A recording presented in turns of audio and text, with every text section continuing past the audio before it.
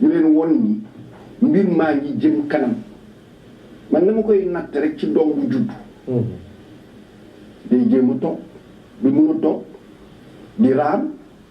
ba yàgg di jóg di taxaw di daan jéem a dox ba tàmbali mun a doom soo jëlee ndax yooyu suñu réew yi suñu buggee moom seen bopp ci technologie fu ñu jaar foofu réew yëpp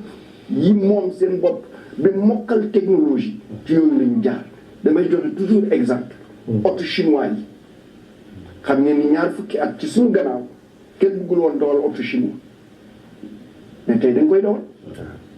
peut-être sax moo dàq yeneen yi mais dañu jaar ci jàng mokkal ko mais ñu dañu war a jaar ci loolu cohorte yu jëkk yi nit cohorte yu jëkk yi première année bi taux de rétention bi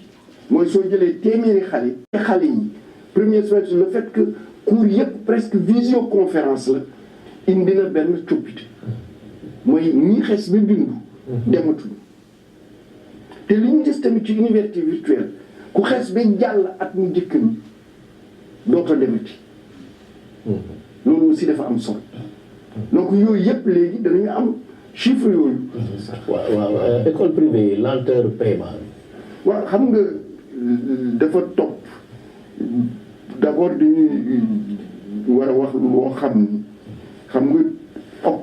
novembre 2012 président dafa jël décision bu am solo ndax bolay boobu at mu nekk gisoon ngeen ko su octobre novembre décembre jotee kenn dootul jàng Dakar ndax ñi fay ñëw di troubler mooy bachelier yi nga xam ni kenn yóbbu leen fenn dañ koy def at mi yëpp ba ñu sonn ñu dem ñibbi novembre 2012 président Macky Sall jël ni bachelier bu bugg a dem enseignement supérieur te nga jaar yoon bi état bi tëral danañu la orienté donc tey ku demul ku am bac jàngiwoo ci daara yu koy yi yow la neex wala yaa jaarut yoon bi ñu la jox loolu nag su amee lim bi day tàkku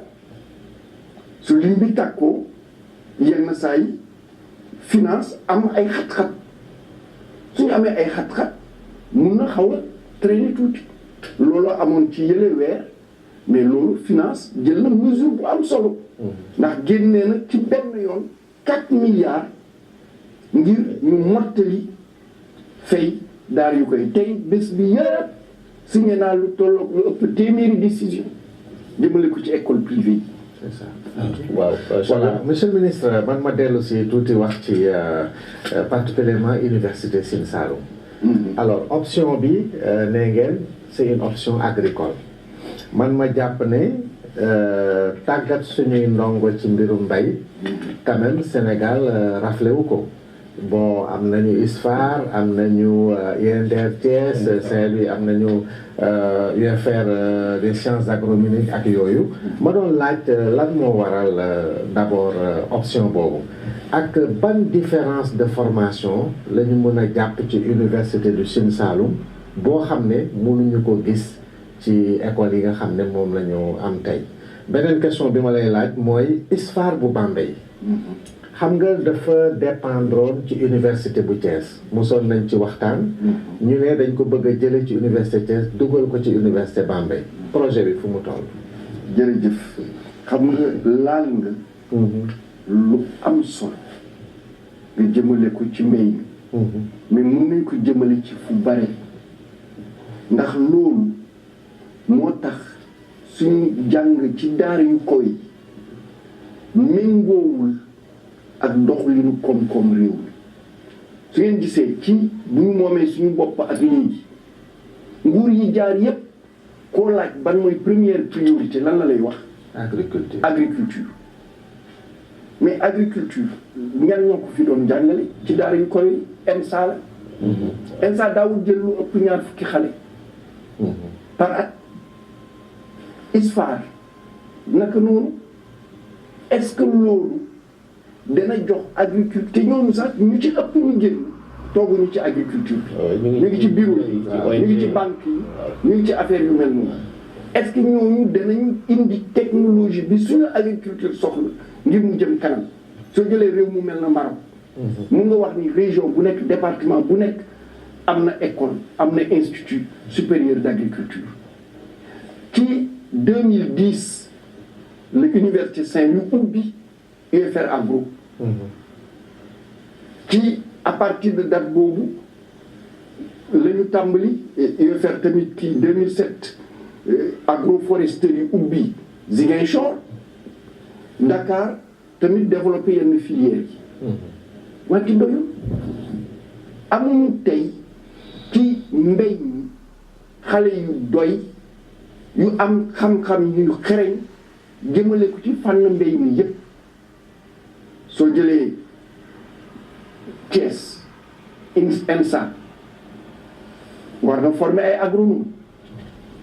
war na former ay spécialiste économie rurale Ndar ñu ngi former production végétale production animale pêche et aquaculture transformation agroalimentaire mais yooyu doyu tey université Sine Saloum ci liggéey bi ñu def ay enquête dem seeti béykat yi seeti entreprise agricole yi seeti ñëpp ñi xereñ booleeg tamit ay borom xam-xam yu jóge bitim réew ñëw jàppale leen taxawal nañu fanweer ak ñeenti licence professionnelle mun naa la ci jël ñeent rek pour nga xam ci li nga wax par exemple soo jëlee ci UFR sciences et techniques agronomie et production végétale am na benn licence production de semences et plants xam nga loolu am solo la gis ngeen ni li néewaloon doole suñu mbéy mi moo di suñu semence yi baaxuñu woon léegi bii ministre agriculture Pape Abdoulaye Seck ak ñu mu àndal liggéey ci semence yi sélectionné yi gën a sakkan ak yooyu gis ngeen ni mbéy mi soppeeku na donc lii lu am solo la soo jëlee fu jëm ci fële élevage def am nañu benn licence qualité des denrées alimentaires d'origine animale xam ne lu am solo la soo jëlee feneen am na boo xam ne licence boo xam ne aménagement hydro-agricole système d'irrigation hydraulique et assainissement lu am solo la ñu ñuy jëfandikoo ndox mi ba gàncax bi ñu ngi ko am te duñu yàq ndox mi soo jëlee tamit beneen nutrition humaine et diététique lu am solo la mun naa lim lépp lu ñu tànn la ngir xale bi su ci génnee mu am xam-xam mais boole ci mën-mën ndax suñu daara yu koy li leen gënoon tardel mooy mën-mën bi di nga jàng ci téere yi di nga mun a tari mais sa loxo yi ak sa xam munoo ko jëfandikoo lii nag coppite yu am solo te ci mbéy mi lii doyul parce que ñii jàng bu gudd la moo tax ISEP ñu taxawal ko xale bi day am bac ñaari at lay jàng bu am coppite la ndax da ngay jàng tey ci classe bi ëllëg nga dem ci tool bi mbaa nga jàng ci classe bi ëllëg nga dem ci atelier raay bi fekkee raay ngay jàng tey nga jàng affaire multimédia ëllëg nga ñëw fii RTS liggéey donc yooyu ñaari at nga ciy jàng soo génnee da ngay mën sa métier doo taxaw donc changement yu am solo la ci njàng mi léegi. d'accord nga may ma rek ma dellu ci Thiès rapidement parce que ñoom dañu am loo xam ne dañ koy laaj soxal leen trop muy statut université parce que nee nañu ñoom statut université bi ba léegi dafa mel ni statut école polytechnique moo fa nekk am na sax benn UFR ak benn institut bu ñu créé waaye yooyu dafa mel ni kenn reconnaître leen beneen bi mooy ci wàllu infrastructure yooyu dafa am benn logement bu nekk foofu bu ñu tuddee auberge des jeunes loolu dafa bokkoon ci programme 4444 mais ba léegi ñoom dañ leen ko jox mais bu ñu ko jot beneen bi mooy lu ko ñu nekk ci ex ONCAD bi yooyu tamit dañ leen ko joxoon mënuñu ko jot bi mujj mooy budget bi parce que neen ñoom seen budget néew na trop yaa ngi wax léegi nga ne da ngeen bëgg ci université yu bees yooyu ngeen yóbbu fa 30 000 étudiants ñoom ñu toll xëy na nee nañu ay 6 500 7 000 te ñoom loolu jaaxal leen lool ndax bu nekkee ne 6500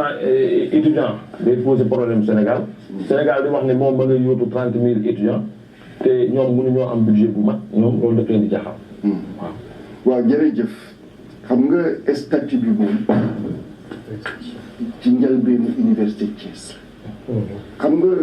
suñu duggee ci statut bare na ay école yoo xam ni statut yi ñu ci fekk méngoowul ak école yooyu wante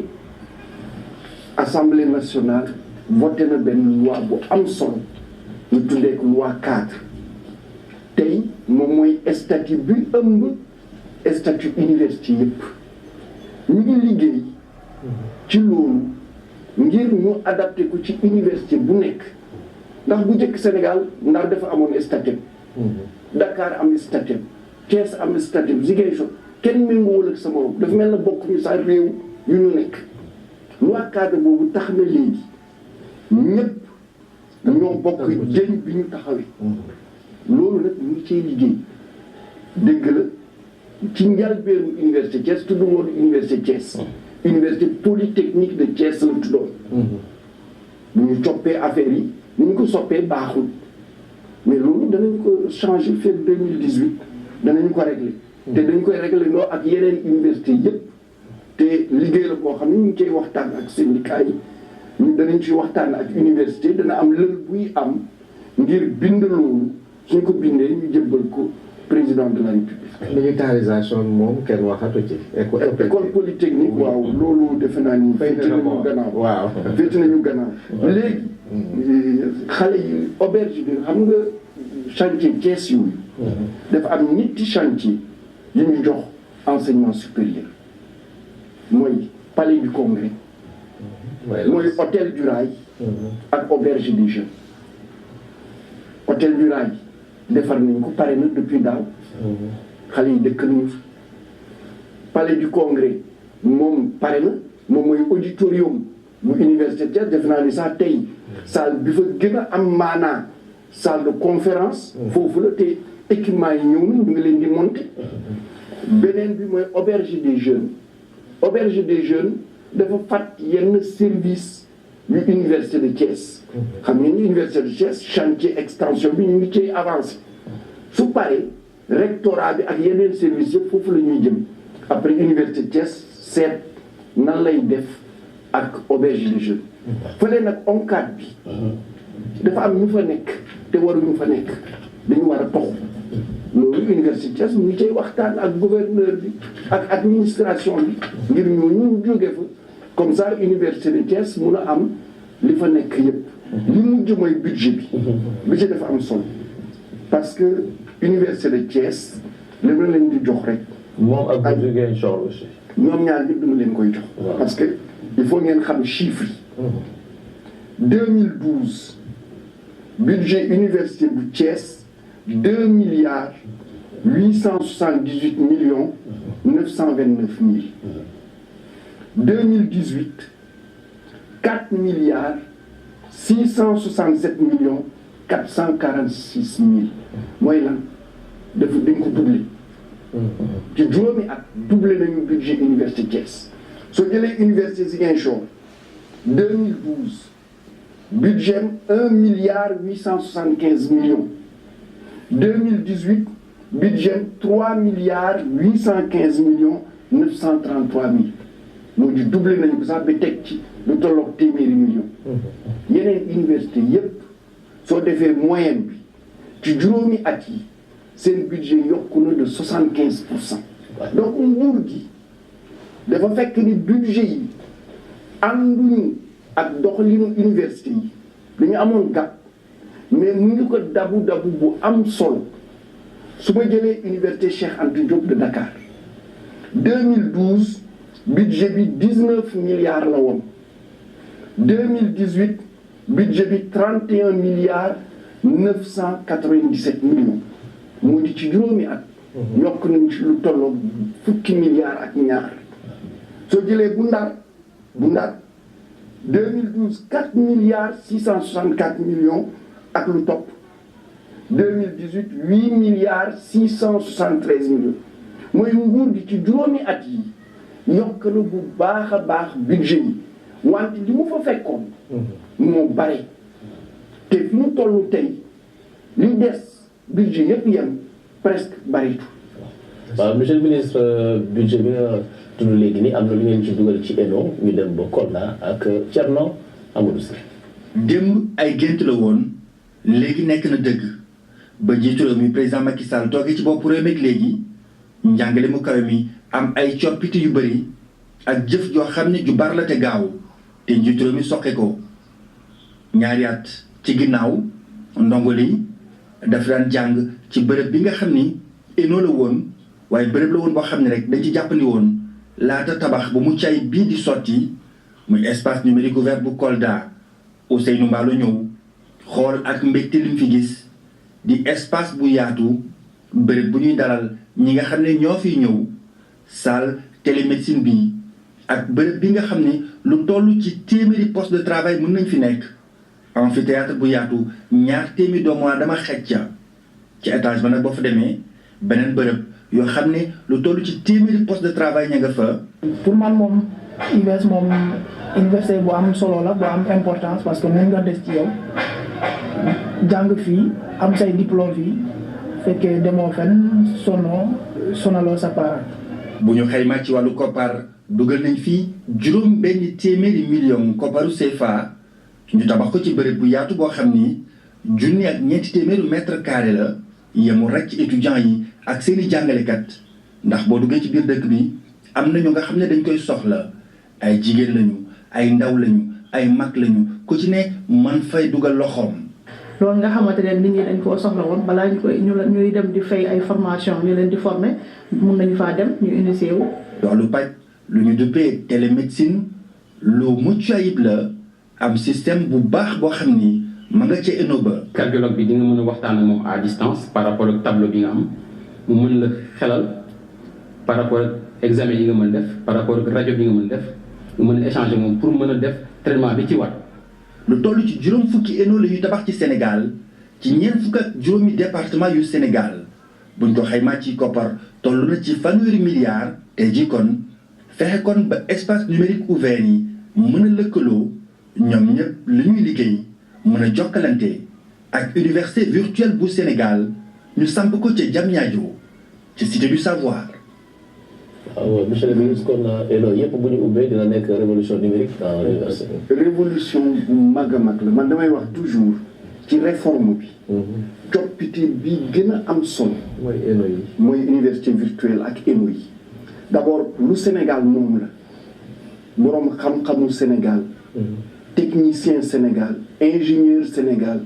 jàngalekatu Sénégal ba artisan Sénégal ndax meuble yi ngeen gis yépp amul benn bu ñu jëlee bitim réew suñu artisan yi ñoo leen liggéey installé leen donc lépp lu nekk ci ENO bi ci xam-xam ci xereñ suñu boroom xam-xam yi ñoom ñoo ko def donc raay la bu Sénégal beneen bi su juróom fukki ENO yi ubbee xam nga ñaata la ñuy am place ci réew mi danañu am 21 000 places simultanées en visioconférence mooy mun nga nekk fii nga jàngal 21 000 personnes yu nekk ci biir réewu Sénégal yëpp mais outil boobu doole bi mu am defe naa ni jafe na am réew bu ko am te tey réew yu bare ñu ngi ñëw di ko jël si defe naa ni dana nekk jumtuwaay foofu mu nekk Kolda soxna bi wax defe naa ni moom comprendre na ENO bi ndax ENO bi du rek pour étudiants université virtuelle yi soxna yooyu mun na fi ñëw jàng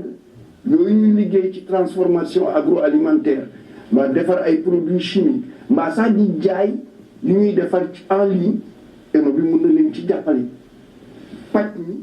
ENO bi mun na jàppale docteur bi wax na ko ndax ENO bi am na matériel de télémédecine donc mun nga fa nekk def téléconsultation cardiologue bi nekk Dakar maa nekk Ziguinchor maa nekk Ndar dina seet mbaa jigéenu wérul bi gynécologue bi nekk fu sore dina seet yooyu yëpp njëriñ la bu jumtuwaayu jokkoo yi mun a indil askan bi te dana tax li ñuy wax combler le gap numérique ENO yi danañ ko régler ci lu bari. waaw ñu dem ba régie Françoise combler le gap timing parce que mel ni waaw merci Pape Atou question yi bëri na lool Abdou Gange moom Thiès la woote nee na lu tax attestation ENEA yi attestation yi ne sont pas reconnues par la fonction publique laaj boobu lay laaj monsieur le ministre. Mokhtar Balde moom Dakar la woote nee na mu ngi félicité ministre bi te moom mu ngi ci département nee na ay étudiants yu bëri dañ leen di orienté ci département linguistique te duñu xam yan débouché la ñuy am buñ leen fa orienté ki nga xam ne nag kii tamit Dakar la woote nee na master pro université Saint-Louis ñoom dañ leen fa orienté woon ñu def seen jàng ba jàng bi jeex léegi ñu leen di laaj pour ñu fay 75 000 lu ko mooy duñ leen jox seeni résultat loolu lan moo ko waral docteur Sarré moom Guédiawaye la woote nee na lan la ministre bi xam ci recrutement jeune docteurs yi maanaam quelle perspective ci recrutement jeune docteurs yi. Modou Fall Kaolack la woote nee na bourse étudiants yi dañ koy yéex a fay et que rappel yi tamit ay mois de mars wala mai lañ koy fay te loolu du arrangé lan la yan jéego la ministère bi jël pour que ñu mun a régler problème boobu. Dafé moom Kolda la woote nee na Bignona dafa am benn lycée agricole waaye boo amee bac moom xamul fan la étudiants yi di dem parce que amul école supérieure pour filière agricole léegi muy laaj naka la étudiants yooyu war a def. Mamadou Cissé moom Podor la woote nee na étudiants yi nga xam ne ñu ngi agriculture ak élevage fan la ñuy liggéeyee bu ñu génnee est-ce que duñu mun a créer benn école supérieure délocaliser ko ci diwaanu Podor comme que foofu am na ndox am na jumtukaay yëpp daal maanaam. Monsieur Diédhiou moom Kolda la woote nee na doomam mu ngi am bac L2 te mu ngi yoon ci liste d'attente bi ba léegi amagul orientation. léegi deuxième liste bi wala troisième liste bi kañ lay génn. Souleymane Diouf Kër Massar mu ne que pensez-vous des étudiants qui sont orientés en master waaye nga xam ne dañuy def master waaye amuñu benn formation professionnelle ba pare ñu bëgg a liggéey naka la ñuy def pour liggéey d'autant plus que ñoom loolu rek la ñuy def. kii di Mamadou Médor moom Sicap Mbao la woote nee na vraiment mu ngi féliciter ministre bi mu ngi koy encourager waaye mu koy ñaan pour que mu bind ay livres pour mun a partager expérience am ak étudiants yi loolu la koy ñaan Pape Atouma. ok François Seck monsieur le ministre. jërëjëf question yi livre bi moom xam naa ni su ma wàccee liggéey ma xalaat ci ndax soo nekkee ci biir action dana jafe nga bind naa nag benn téere woy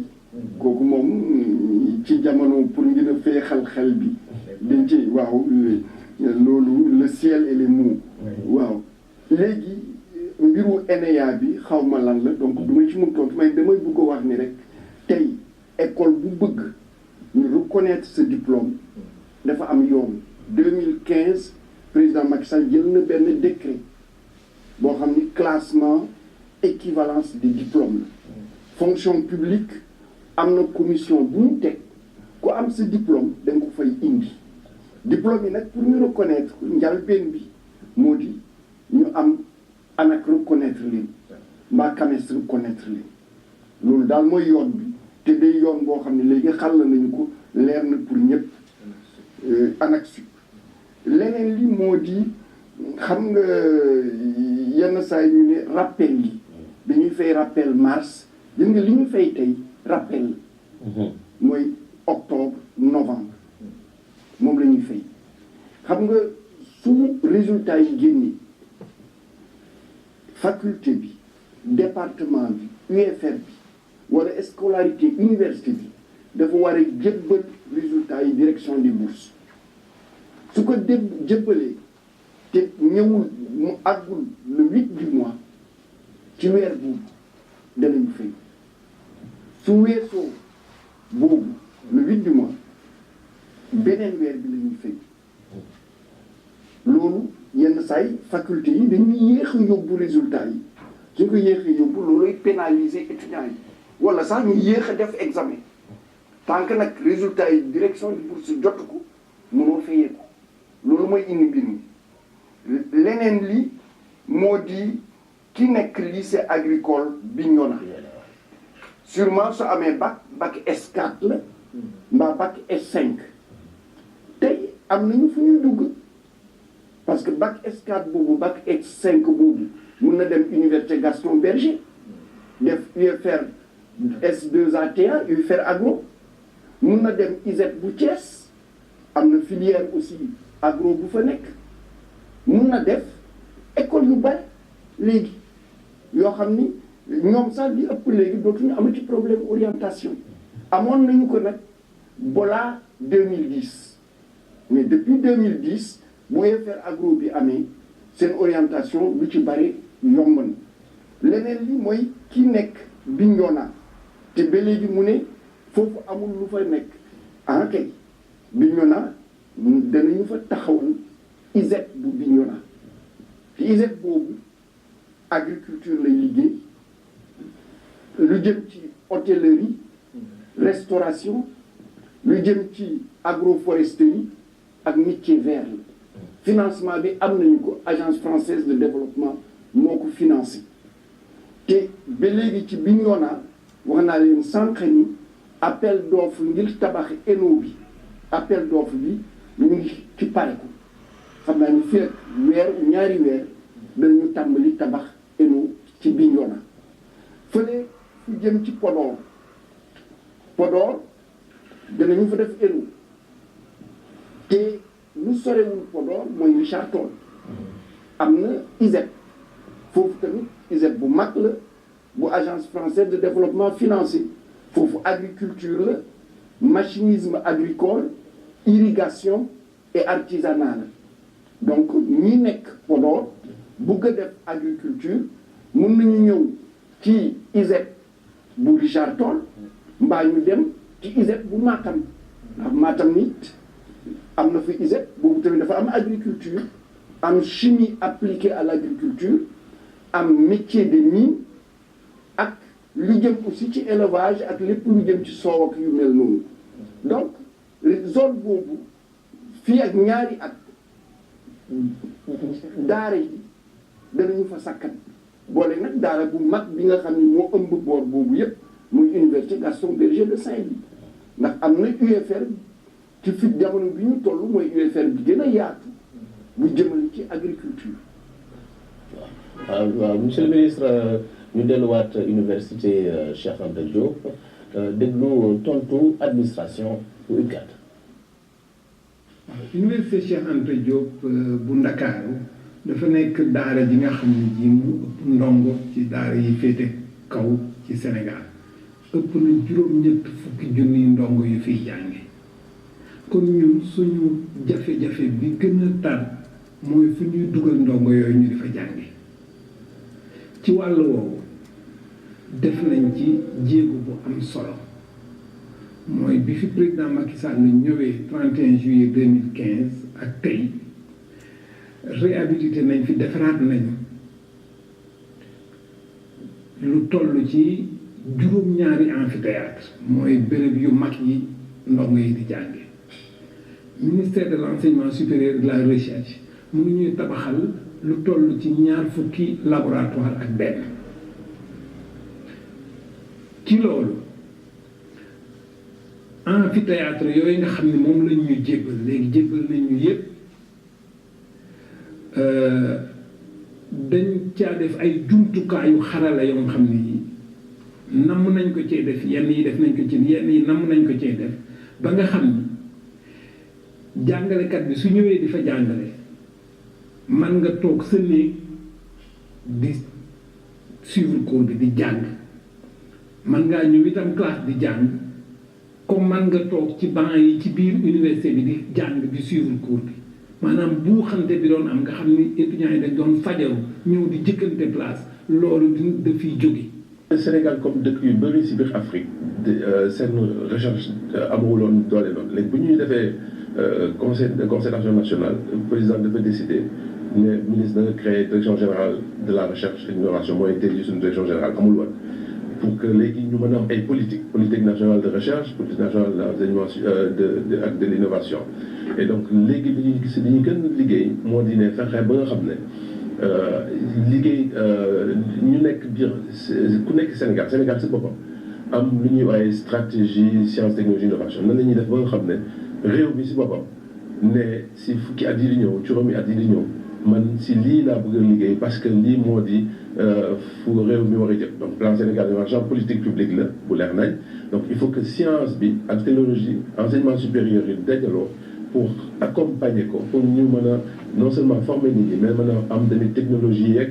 ak xam-xam bi nga mën a tax Sénégal mën a avancer si domaine boobu donc loolu ñu ngi liggéey bu baax si loolu boo leen bokk na si tamit financement de la recherche dafa am lu fi nekkoon lu tudd le FIRST loo xam ne yàgg na bi mooy financer recherche biir Sénégal ak bu nekk gëstukat yi nekk Sénégal mën nañu def seen i projet ne man lii laa bëgg a gëstu gouvernement bi jàppale leen si loolu mi ngi fi am ba léegi léegi lu ñu si yaatal lu ñu ministre bi sant moo de ñu liggéey pour que ñu am leneen lu ñu ooyee FNRI maanaam jam ñaajo foo xam ne dafay nar a dañ fay naan def ay infrastructure yu am solo comme calculateur national am na jënd nañ ko ba pare sax léegi mu war a ñëw si dëkk bi yoo xam ne dafay mën a def ay calcul yu bëri yu gaaw luy mën a permettre par exemple ñi liggéey si agriculture ñi liggéey si ressources animales santé ak yu mel noonu ñu mën a def seen liggéey bu baax pour mën a proposer ay solutions ak ay innovation 2010 bi may nekk doyen faculté de lettres moom recteur la woon université Gaston Berger de Saint-Louis mais bi mu nekkee recteur université Gaston Berger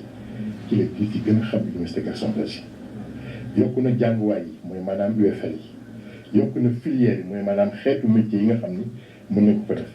yokku na professionnel si maanaam ni ñu doon jàngale nga xam ne jàngale boo xam ne da ngay jàng ba génn rek ak sa diplôme mais théorie bi moo ëpp yokku na ba nga xam ne di nga jàng en même temps di jàngale métier université de Saint-Louis mën nañ nekk bi mu nekkee recteur ci la ko ñëpp gën a xam kooku donc pour nga mën a def loolu il faut nga am xarañ bi am engagement bi am bëgg-bëgg boo am enseignement supérieur kooku mooy premier témoignage bi taal ñaareel bi bu mu nekkee ministre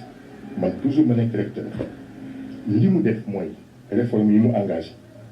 bi ma ci gën a naw mooy fexe ba ñu nangulee ko yokku frais d'inscription yi étudiants yi di fay moo tax man faculté bi ma nekkoon doon am 200 millions de francs de budget am 800 millions de francs de budget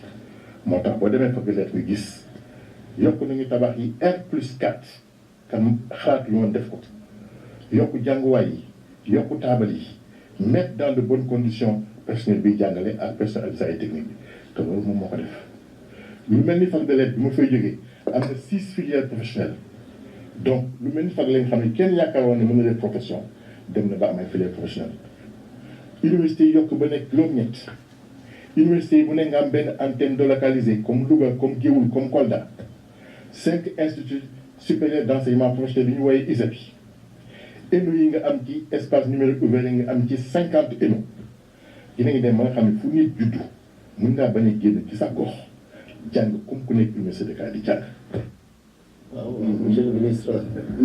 bilan bu. reluisant la. waaw ñu ngi ci yoon bi parce que xam nga ñu ngi ci yoon bi ndax da ngay seet fi ñu jóge fi ñu nekk ak fi ñu jëm lu ko indi mooy concertation nationale pour l'avenir de l'enseignement supérieur bi président Macky Sall taxaw teg te mu yokk ci conseil présidentiel bi mu présider jël dogal fukki dogal ak benn boobu mooy li tubaab di wax feuille de route yoon bi ñu jaar ci fukki at yi ñu jëm muy diggante 2013 ak 2022 fi ñu toll àgg bu ñu ci xaaj bi dese nañu at ñu àgg ci xaaj bi wante dëgg la suñu xaymee ci li ñu laaj ci fukki at yi li ñu def ak ëpp na xaaj bi loolu lu am solo li des mooy dabu jafe-jafe yi bés bu nekk am bu wàññeeku te li ñu wax lii dama ci bëgg jël ñaari mbir rek professionnalisation bi lu am solo ndax ŋàññi bi ñu doon gën a ŋàññ daara yu kaw yi mooy njàng bu amul jëmukaay. diggante 2013 non may ma laaj la ci professionnalisation bi. parce que j'avais prévu quand même quelques questions. Alors professionnalisation bi am na solo. Je pense sa collaborateur bi je crois monsieur Mbodj waxtaan nañ ci lu yaatu. alors sur l'employabilité des jeunes étudiants. alors man ma bëggoon xam Sénégal waxuma mbay ma jël économie rek ANSD ne recherche yi ñu def 80% ci Sénégal ci yëngatu bi ci secteur informel la 50% ci njaay ak njënd tey suñuy tudd usines yi yu ci bari doxul. est-ce que du risque bu enseignement supérieur di jël bëgg coûte que coûte ñu professionnaliser les enseignements au niveau des universités est-ce que option boobu mënuñu ko mitiger wut leneen luñ ko booleel. pour xam nga wax na ko université moom. du rek professionnel. enseignement fondamental bi. fii la mus a nekk. fii lay des ba abadan loolu mooy université. wante jàng métier du rek pour mbéy. service yi réew mel na Sénégal service dafa am doole. service yi pour nga am xam-xam xam nga wax nañu sànq jumtuwaayu jokkoo yi. lépp lu jëm ci numérique lépp lu jëm ci technologie de l'information et de la communication su ma jëlee loolu rek xam-xam boobu mën nañu indil ay xëy yu bare bare ci tàmbali na am su ma jëlee benn entreprise bu mag bu mel na Atos ñëw na fi jël na mu ëpp léegi 4 téeméeri xale yoo xam ni niveau ingénieur la ñu am mbaa master ñu ngi xayma ni fii ak at mbaa ñaari at danañ jël lu tolloog 2 junni ñeneen ak ñeneen ñu ngi bëgg ñëw fii professionnalisation bi dafa am solo te yemul foofu ndax dañu gis ni xale yu bare am nañu lijaasa mooy bu njëkk bi te mënuñu def dara moo tax ci plan Sénégal émergent am benn programme bu tudd le PSEJ programme sénégalais pour l'entrepreneuriat des jeunes day jël xale yi at juróom-benni weer mu jàngal leen ci métier bi nga xam ni bëgg nañu ci def seen projet entreprise mu tegte leen juróom-benni weer ci biir ay entreprise yu mag ngir ñu mun a fent seen projet d'entreprise ba mu taxaw su paree ñu dem ci incubateur bi nekk 4C ñu jàppale leen ngir ñu taxawal seen entreprise ndax kat professionnalisation bi tamit te loolu moo gën a tax sax xam naa ni président de la République yokkal ministère enseignement supérieur ak recherche innovation parce que ñu bare dañu xalaat ni innovation mooy coppite yi ñuy def ci njàng mi innovation li ci ëpp ci koom-koom bi la jëm mooy nan la ñuy fexee xam-xam bi gëstu bi xarala yi science ak technologie ñu jural ñu loo xam ni xam-xam la jumtuwaay la lu ñuy jëfandikoo la lu mun a indi njënd ak njaay mu indi këru xëy indi xëy loolu liggéey bi ñu def ci jamono ji PSEJ ak yeneen liggéey ci professionnalisation mooy namm lu mel noonu. waaw monsieur le ministre rapidement sur une question. dama bëggoon delluwaat ci François Seck su kanamee. waaw monsieur le ministre ma wax tuuti rek ci LMD bi. xam nga suñu nee LMD bi dimension professionnelle bi da ciy bokk. ñu ne pour valider benn enseignement je crois intervenant extérieur yi war nañ toll ci 30 wala 35%. yow yaa may jox le bon chiffre. alors man sama problème mooy ban enseignement ak ban pédagogie pour étudiant bi loolu c'est bi ñuy wax naan étudiants yi war nañu participer ci évaluation jàngalekat bi yow en tant que ministre de l'enseignement supérieur lan nga ci xalaat parce que yenn université yi étudiants yi dañuy bokk ci évaluation bi. waaw rapidement ci LMD bi. xam nga LMD bi dafa am diplôme professionnel. ak lu dul professionnel. c'est ça diplôme professionnel bi. la ñu sàkkal sart ñu pourcentage nangam ci ñoo xam ne ay professionnels lañu. mooy bokk ñu ci université bi. ci këru xëy la ñuy liggéey ñu ñëw di jàngale. diplôme professionnel bi la. mais su dul diplôme professionnel sart boobu amul. wante dafa am loo xam ne dañu ko bëgg toujours ci université. mooy suñuy jàngale plus nga jëm ci kaw mooy master mbaa doctorat mu am jëflante ndax xam-xam bi dafa nekk ci àdduna si yëpp. moo tax sooy gis yenn master yi yenn doctorat yi ay jàngalekat yi jóge bitim réew di ñëw fii di jàngale suñu ay jàngalekat yi aussi di fay jóge di dem di bitim réew di jàngale. ndax day tax xam-xam bi mu bañ a rek déju fenn ba du yokk. loolu indi yokk xam-xam bi moo tax ñu bëgg lu mel noonu wante diplôme professionnel bi rek la ñu teg sart boobu. beneen bi moo di jàngalekat bi jàngalekat bi ni ñu koy évaluer moo di li muy jàngale. man jàngale na école polytechnique bu Thiès. bu mu fay jàngale su ma paree semestre damay jël kayit xale yi bu leen bind seen tur. seet leen ndax prof bi day ñëw waxtu. ndax li muy jàngale da ngeen di mokkal ndax su ngeen ko laajee day tontu ndax su ngeen demee bureau dina leen recevoir bi ñu bari. seet leen sax lan ngeen xalaat. ci lu gën a baax ak loo xam ni yaakaar ngeen ni war nañu ko soppi. mooy indice de satisfaction. waaw loolu su amee. dañu ko doon dajale jox ko directeur des études bi.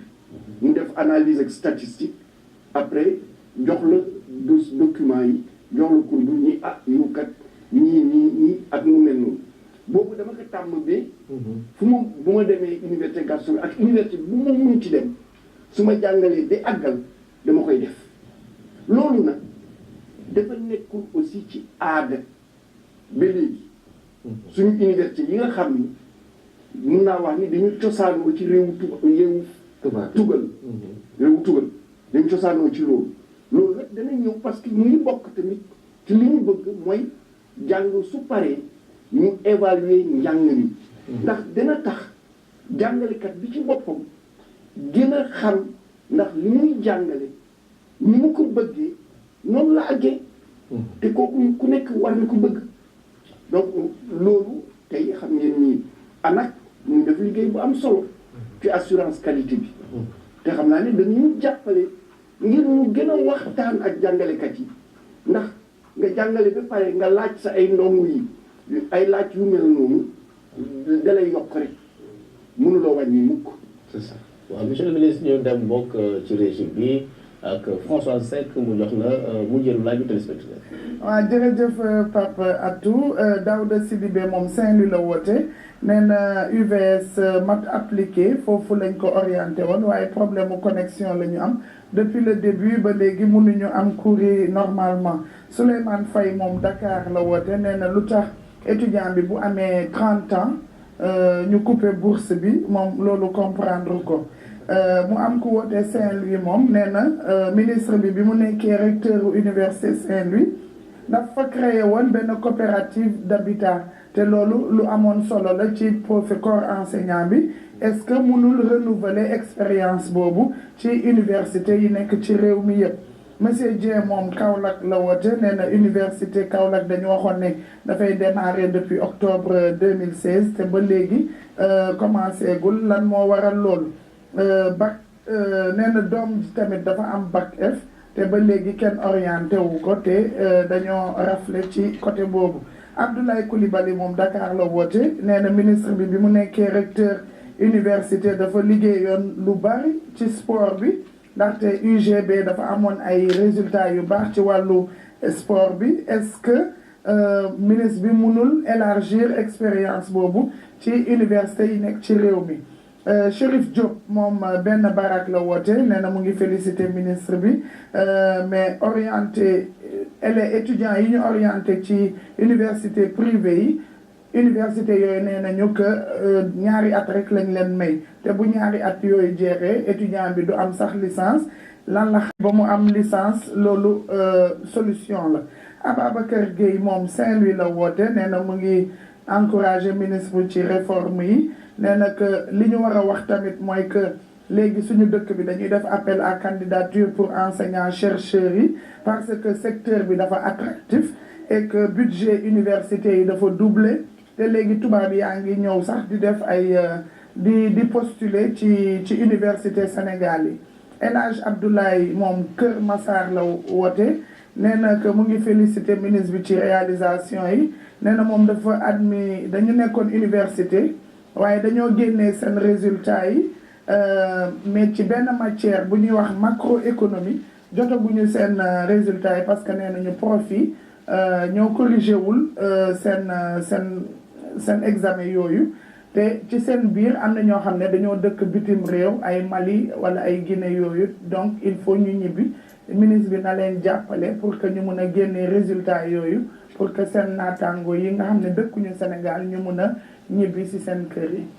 atu loolu la ñu amoon question yi bëri na lool nag parce que loolu moo soxal sénégalais yi ci moment yi maa ngi lay delloo kàddu gi. waaw jërëjëf François Seck yow baromètre bu baax nga bu wane ni intérêt téléspectateur sur émission bi. jërëjëf ma nuyu sax Françoise parce que ci njëlbeen ba léegi. maa koy bugg nuyu. alors ci dëkk benn barak xam nga suñuy orienté ci privé bi dafa am ay filières yu bari am na xale yoo xam ni BTS lañu leen yóbbu BTS ñaari at la boo defee sa examen am sa BTS am nga sa diplôme professionnel da ngay génn am na ñeneen ñi licence lañu leen di orienté am na ñeneen ñi yeneen façon diplôme lañu leen di orienté ba léegi lépp mu ngi jëm rek ci tànneef bi orientation yi pareegul fii semaine prochaine danañu figer définitivement dernier choix étudiant yi dañu leen di jox semaine ñu bindu suñu paree ñi des danañu leen afficher liste filière yi nekk ci privé yi nga xam ni direction générale enseignement supérieur reconnaître na ko ñu tànn après ñu yóbbu leen ci privé yi ñi forkloo tamit ndax ñoom seen coobare bopp la nañu bind direction générale de l'enseignement supérieur li ma leen waxoo rek ci njëlbeen ku jaar yoon suñu la orienté wul ci université publique yi danañu la orienté ci établissement privé d'enseignement supérieur ku ñu orienté wul daal xamal ni jaaroo yoon wala jox nañu la filière yaa ko buggul bindu woo ci leneen li moo di tamit coopérative bi lu am solo dégg la man ba léegi sax may coopérative d'habitat et de construction may président coopérative d'habitat et de construction de l'université Gaston Berger de Saint-Louis wante xale yi bees yi mujj ñëw créé nañu beneen coopérative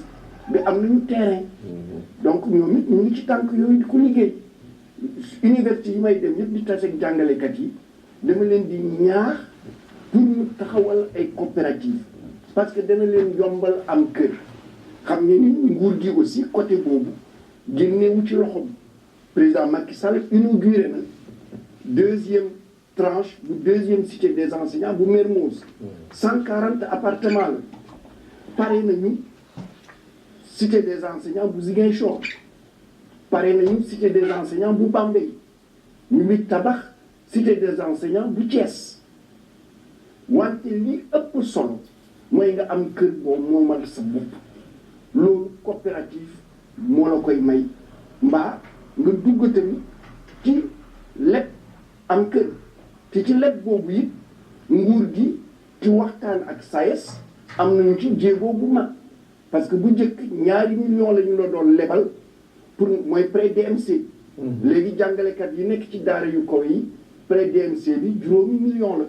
loolu aussi ci ay accords yu ñu am ak SAES la leneen li moo di tamit jàngalekat yi waroon naa ci tontu sànq sax xam nga daara yu kaw yi du foo xam ni ministre bi moo ni jiw am na doctorat jël leen ko ministre mënu ko du recteur bi sax dañuy wax ni kat am na poste bii dañu soxla jàngalekat informatique algorithmique ñu taf ko ci fépp fu ñu ko mën a xibaar yi képp ku bëgg nga am lijaasa yi nga teg sa dossier léegi nag amatul sénégalais la amatul malien la amatul français la wala russe la wala chinois la wala américain la amatul nationalité parce que université li ñu bëgg mooy am jàngalekat yi gën a xereñ ci ñi nga xam ne candidaté nañu après département bi mooy daje xool liñ bëgg dossier yi ba rangale leen kii moo jiitu kii mooy topp su fekkee benn place la ñu ne kii la ñuy jël mu jaaraat yoon bi muy jaar ba ñu recruter ko moo tax am doctorat rek taxul jàngale université te doctorat tamit liggéeyam du rek jàngale université réew yu mag yépp te gis na entreprise yu bari am na sax ay ministère enseignement supérieur am nañu ay personnel yoo xam ne doctorat la ñu am doctorat yi dafa war a gën a sakkan ci entreprise yi ci administration yi ndax day gën a tax ñu am ñu xereñ ñu am xalaat ci suñu ay biir administration da koy yokk bon jongante la ngir nga am poste ci université yi ubbi bi ñu ubbi ak loi bi réforme du titre bi dindi nationalité bi tax na tey am na ci suñuy université ay tubaab yu fay jàngale ndax dañu tànn ñëw Sénégal di jàngale di fayeeku salaire bi sénégalais yi di fayeeku am na ay malien am na ay centrafricain am na ay camerounais ndax Sénégal dafa ubbeeku te soo seetee réew bu mel ne États-Unis d'Amérique soo demee seen université li ëpp ci jàngalekat yi du ñu ay américain bitim réew parce que da ngay wut ñi gën a am xam-xam ngir sa doom yi gën a mun xereñ donc jàngale bi noonu la demee waaw ñu ànd ci rétention note wala correction waaw correction yi moom li xale yi wax li ma rëcc mooy fan la parce que su ma xamoon fan la su ma fi jógee ëllëg ci suba dinaa woo kilifa bi fa nekk laaj ko mbir mi nan la demee c'est ça. ok oui monsieur Cheikh Diop ak c'est vrai que bon enseignement supérieur voilà bon question yi bari na monsieur le ministre je crois que bon aspect yi may bëgg a évoquer ak yow mooy